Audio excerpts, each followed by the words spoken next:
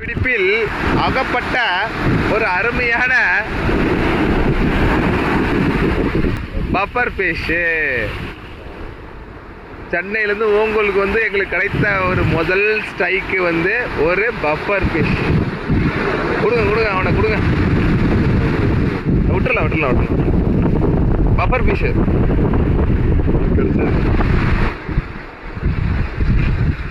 எங்கே வந்தாலும் மாட்டிக்கிறானப்பா இவனுங்க.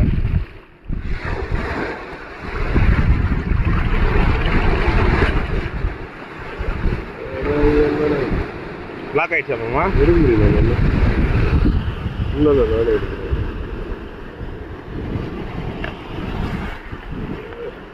போய் தொலை.